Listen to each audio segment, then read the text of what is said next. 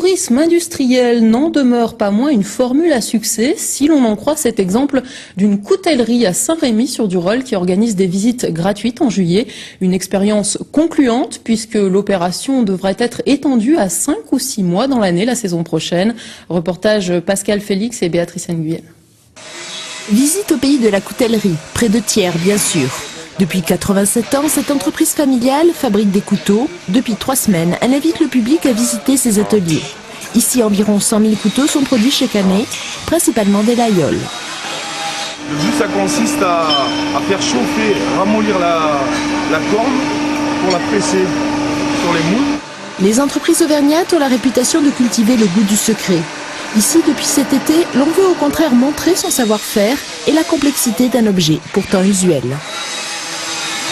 C'est un métier qui est assez merveilleux, assez atypique et on s'est également rendu compte, donc justement après avoir fait des visites, que les gens étaient ravis et enchantés puisqu'ils se rendent compte de plein de choses, c'est-à-dire que c'est un métier artisanal, très typique, avec une forte teneur manuelle, promouvoir un savoir-faire qu'on veut maintenir et qu'on veut faire perdurer dans la capitale française de la coutellerie de Thiers.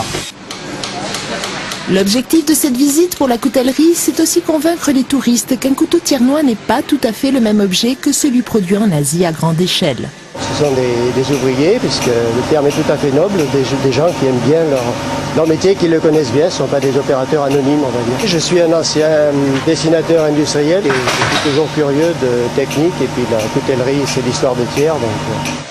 La coutellerie, une production manufacturière à la dimension patrimoniale et donc touristique. C'est la région de la coutellerie quand même, donc on regarde comment ça se fait.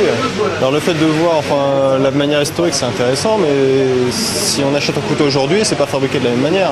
Donc on voulait voir comment il se faisait aujourd'hui.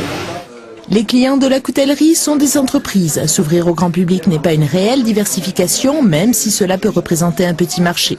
Non, l'ambition de la PME est d'abord de promouvoir la notoriété et la finesse de ses produits.